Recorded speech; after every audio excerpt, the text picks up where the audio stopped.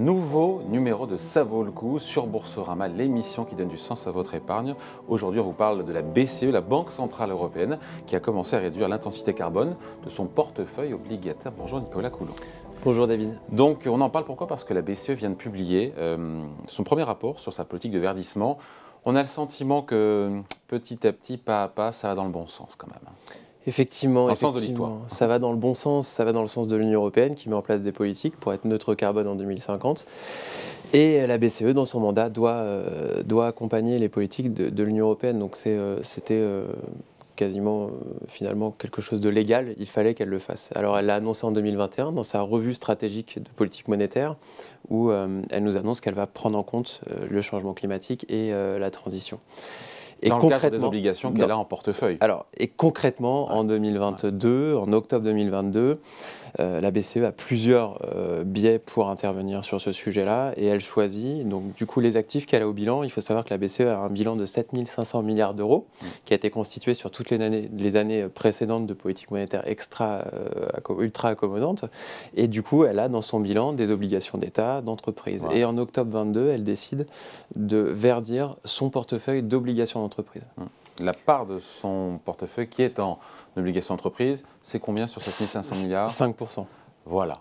C'est pas beaucoup, mais c'est quoi? C'est 400 Alors, on parle de 385 milliards aujourd'hui. Voilà. Et sur cette part-là, elle a baissé l'intensité carbone du portefeuille obligataire de 30%, nous dit-elle, entre 2018 et 2022. Comment on arrive à ces chiffres ? Alors, la BCE nous l'a dit dans son rapport, et je trouve que bon, c'est bien, c'est honnête, c'est pas de son fait. C'est-à-dire qu'entre 2018 et 2022, elle n'a pas touché à son portefeuille d'obligations d'entreprise, mais par contre, les entreprises se sont mis au diapason du sujet climatique et commencent à baisser leur intensité.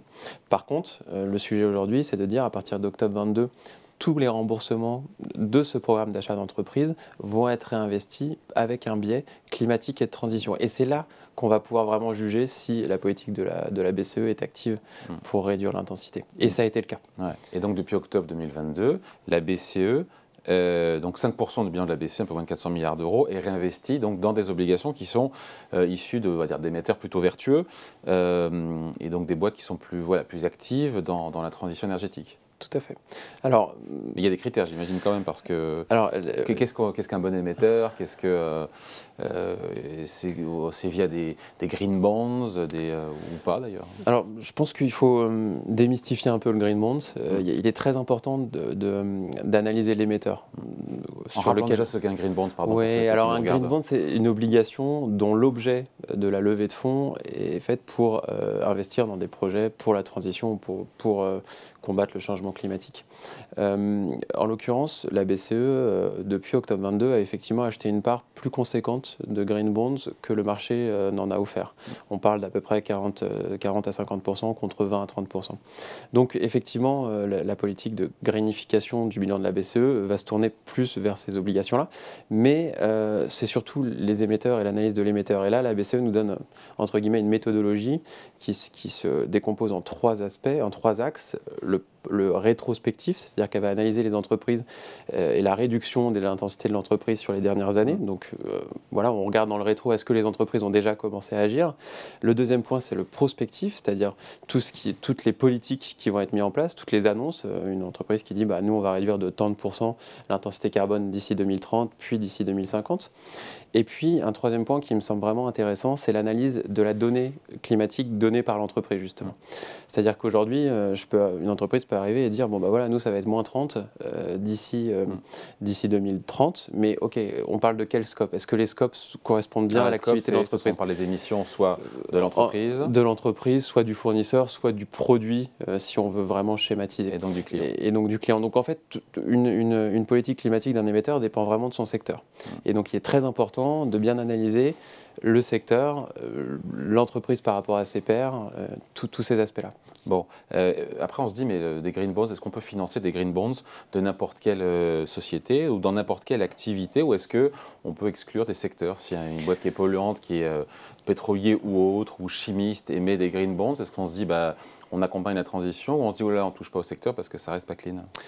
Alors là, il y a deux écoles et finalement, la Banque de France vient de publier justement, sa politique d'investissement vertueux, on va dire. C'est pas la même que celle de la BCE? C'est pas la même que celle de la BCE. Alors il faut savoir que la politique monétaire menée par la BCE est appliquée par la Banque centrale nationale. Donc tout ce qui est le programme d'achat, c'est la Banque centrale européenne qui dicte à la BCE comment le faire.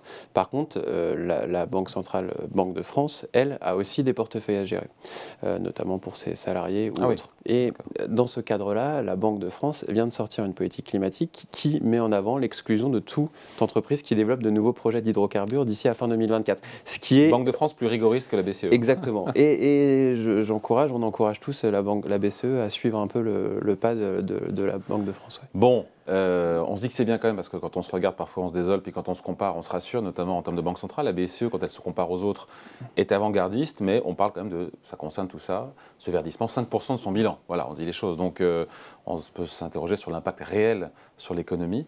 On se dit que c'est une action à la marge, même si ça va dans le bon sens, et on est là quand même pour applaudir. Ouais, j'ai envie d'être optimiste, parce que finalement, si la BCE commence à donner un signal au marché en disant, écoutez, nous on n'investit plus dans cette société-là, on privilégie plutôt celle-ci. Je pense que ça reste, malgré tout, malgré ces 5% de son bilan, le plus gros investisseur du marché du crédit en euros. Donc en tant qu'investisseur, ça envoie un signal fort. Et puis le but de tout ça, c'est qu'in fine, la transition au changement climatique, c'est un coût pour les entreprises. Aujourd'hui, entre un green bond, on en a parlé, et une obligation classique, la différence de rendement, de coût pour l'émetteur, c'est 0,20, 0,30% en moyenne. Il se finance moins cher. Voilà, il se finance moins cher. Mais en fait, à hauteur de 30 points de base, je ne me rends pas compte, c'est beaucoup ou c'est pas beaucoup? C'est pas beaucoup. Sur aujourd'hui des taux, le taux moyen du crédit IG, aujourd'hui, donc des entreprises bien notées, exactement, de bonne qualité, c'est à peu près 4%. Donc si un émetteur se finance à 3,80 versus 4, ça ne va pas changer la donne. Là, ça fait 20 points de base, ça fait pas 30. 20, ouais, ou 4,60, effectivement 310. Mais l'idée, c'est vraiment ça, c'est que c'est un coût pour l'entreprise. Il faut que l'investisseur ou la BCE qui décide d'investir sur ces obligations-là et d'aider les entreprises à la transition doit prendre. Pourquoi c'est un coût pour l'entreprise? Parce que là, elle se finance moins cher, à hauteur de 30 points de base, donc c'est pas un coût. Les investissements dans la transition, c'est un coût. Pour l'investisseur. Exactement.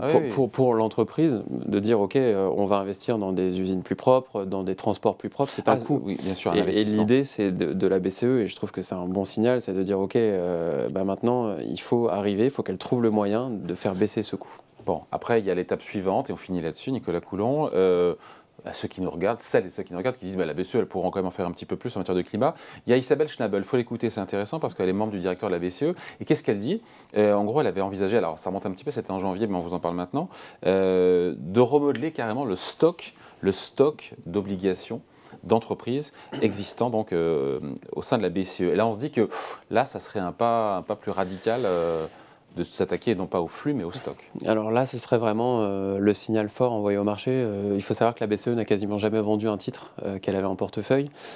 Et si on veut vraiment avoir un impact, il faut absolument faire cette étape-là, ce qui enverra un signal fort, ce qui permettrait d'accroître l'écart de rendement entre une entreprise qui ne prend pas en compte la transition et une entreprise qui le fait. Donc et elle a plusieurs moyens d'agir. Elle peut aussi agir sur son stock d'obligations d'État et elle peut aussi agir... On n'a pas parlé de ça. C'est la prochaine étape. Ouais, mais c'est compliqué de s'attaquer aux obligations souveraines. Ça veut dire arbitrer un pays contre un autre en fonction de sa politique climatique. Alors, il y a aussi d'autres options. Elle pourrait aussi dire, on va réduire le stock d'obligations d'État pour augmenter le stock d'obligations crédit. Et dans ce cas-là, augmenter, parce que tout ça se fait il faut le dire aussi, et Isabelle Schnabel l'a dit, malheureusement, la Banque Centrale Européenne pratique en ce moment une politique monétaire plus restrictive. Donc, elle retire de la liquidité. Oui. C'est-à-dire que ça arrive au même moment. Ça arrive au même moment. Ouais. Elle a acheté 385 milliards d'euros d'obligations sur les 6-7 dernières années. Et malheureusement, au moment où on greenifie, c'est là où on enlève de la liquidité. Donc, si on veut avoir un vrai impact, la proposition d'Isabelle Schnabel me paraît être ça reste une proposition, mais elle n'émane pas de n'importe qui. Et elle émane de la personne qui s'occupe des programmes d'investissement de la BCE. Voilà, affaire à suivre donc. Exactement. Merci beaucoup pour l'explication. C'est Nicolas Coulon, gérant obligataire chez Ophi Invest AM. Merci. Merci beaucoup. Voilà, ça vaut le coup, revient la semaine prochaine sur Boursorama.